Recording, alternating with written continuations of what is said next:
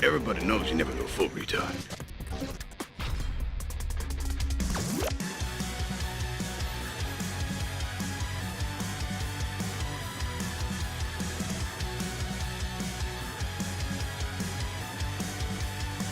Literally fuck your own face!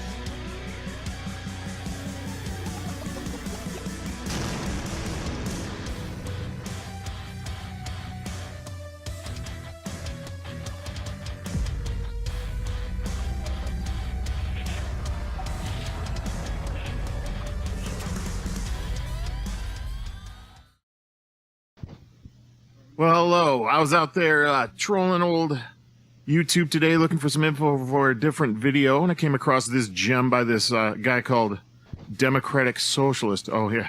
There's a winner right there.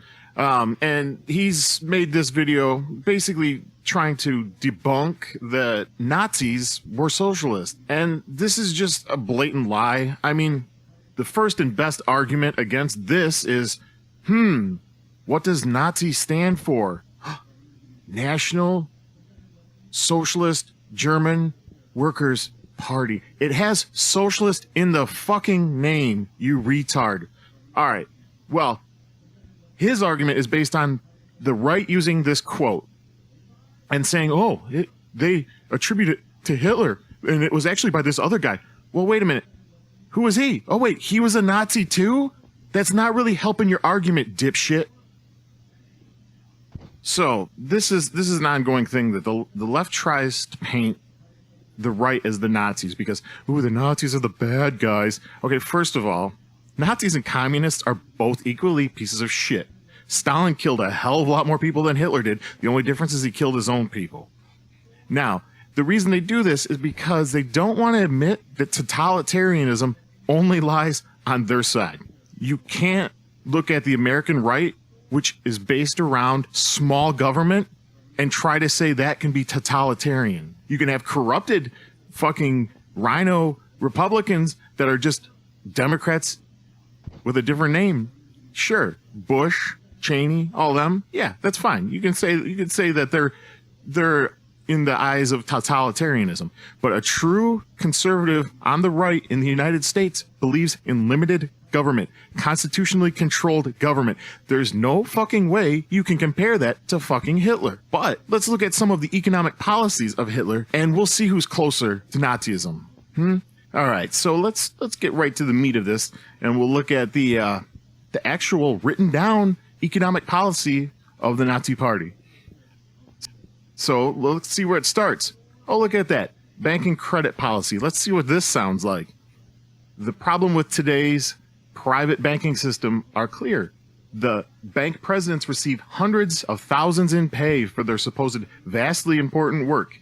Each member of the board of directors, which usually meets only once a year, often receives tens of thousands in pay. The responsibility of bank presidents and board of directors is shown by the fact that the state had to pay 1.5 billion marks for their foolish speculation and bad investments. Bank presidents do what they want, and the state pays the bills. Wow, that sounds really conservative, really capitalistic right there. That doesn't sound like, Occupy Wall Street at all, in the least bit. Oh, this gem right here, this is real capitalism right here. We therefore demand that the banking system and the money and capital systems be nationalized just as the railroads and postal systems were 50 years ago. Yeah, that's real capitalistic right there. That doesn't sound like socialism at all, does it? Nationalizing the banks, that is a trademark policy of capitalist countries right there. Yeah, they didn't do that in Soviet Union or Nazi Germany or Cuba, North Korea, China. Yeah, they don't do that. Yeah, that's that's the who's list of free market capitalism in the world today, isn't it? Because there's no bigger staple of a capitalist economy than nationalizing the banks. Oh wait, there's more. As preparation for the nationalization of the banking system, we demand the right of the state to supervise and intervene, and a requirement that the banks report to the state. Wow. Yeah, that's right out of Trump's playbook right there, isn't it? Oh, let's move along. What do we got next? Oh, a law against capital flight. National Socialism demands that everything possible be done to make capital that has been transferred abroad useful again for the German economy. Yeah, not letting money flee overseas. Yeah, that sounds like capitalism, or the polar fucking opposite. Oh, now this is a good one.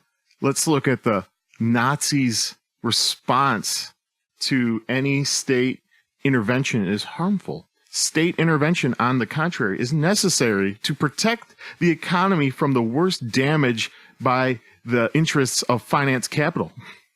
State intervention has gotten a bad reputation only because the Marxist parties always intervened in the wrong places. Although the state can administrate monopolies much better than the private industry, the Marxists gave them over to finance capital. Wow. Yeah, that really sounds fucking capitalistic right there, doesn't it? You literally have socialists fighting over the government controlling industry, saying, no, you did it wrong, you did it wrong, you did it wrong. If I run it, it'll be much better. That's the constant argument of the socialist is, well, that's not true socialism. We'd run it different. Yeah, okay, yeah. You just tell yourself that. Oh, here's one right out of, this one's right out of Bernie's playbook. The growth of those with two incomes must be completely prohibited. Yeah, that's capitalism right there. Okay, so they like to play this very nuanced game where they say, oh, well, in fascism, they allow for privately controlled companies. Okay, I will admit to that. But what you're leaving out is that it's a command control economy. The government dictates to the private company what it can produce, how much it can produce, how much it can pay, how much the CEO can make. Basically, every aspect of that company is controlled by the government. You leave that out because it kind of supports my argument. Okay, let's get right down to it and see what old Adolf actually passed. So he suspended the gold standard, embarked on huge public works programs like the Autobahn, protected industry from foreign competition, expanded credit, instituted job programs, bullied the private sector on prices and production decisions, vastly expanded the military, enforced capital controls, instituted family planning, penalized smoking, brought about national health care and unemployment insurance, imposed education standards, and eventually ran huge deficits. Sounds a lot like Obama. Now, this is the best part. The Nazi interventionist program was essential to the regime's rejection of the market economy and its embrace of socialism in one country. This one will really irk them a little bit here. Such programs remain widely praised today, even given their failures. They are features of every capitalist democracy. Keynes himself admired the Nazi economic program.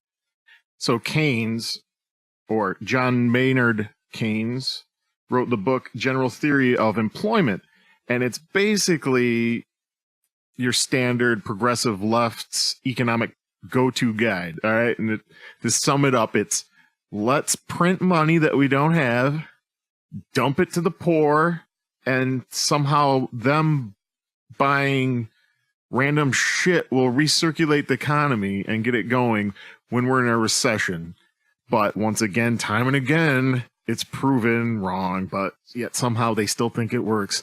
You can just look at the Columbia policy that said if FDR did absolutely nothing, the Great Depression would have ended 5 years sooner. And it's the same thing we lived through in 2008, 2009. Obama spent $1 trillion on a shovel-ready jobs program, didn't he? And did it do shit? No, unemployment went up. And it's just a fact that the government can't grow the economy because it doesn't produce anything. It doesn't create wealth. It steals wealth and just gives it to a different portion of the population. You move from a recession by creating wealth in the economy. not by stealing it from one group and giving it to the other.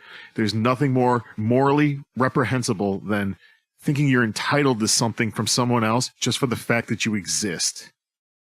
And socialism is nothing but stealing. It's all it is. It's you're stealing from someone because I'm disadvantaged. I want free school. I don't want to have to work for that. You know what? Fuck you. You're no better than someone mugging someone on the side of the road. You literally going, oh, I exist, so I want this shit for free. No. You want free college? Join the army. You do something for the country, and the country will do something for you. You don't get shit for just existing. That's the problem with these socialists, is they don't have any understanding of, well, one, I mean, history. You can look at every socialist, every time they've tried socialism, it's failed, and epically failed. Usually with some sort of wall and people rounded up in camps and a lot of people starving to death. Or, you know, as my hat says it, Bernie's burger joint eating your pet dog. Because that don't happen in capitalist countries. And then there's good old democratic socialism. Free shit, open borders, and mob rule. That sounds like a win-win right there, or the trifecta of bad ideas. Now, I'll admit socialism probably worked all right in the Scandinavian countries when their population was just 30 million and most of them, 95% of them worked and contributed into the system. But then that pesky thing called math kicks in when you import a huge percentage of your population that doesn't work or contribute anything to the system, only takes benefits from the system. And then you kind of run into problems because you start running out of other people's money to take. And that's when you have Venezuela and people eating their dogs. Mother Nature just pissed her pants, dude! Hot damn.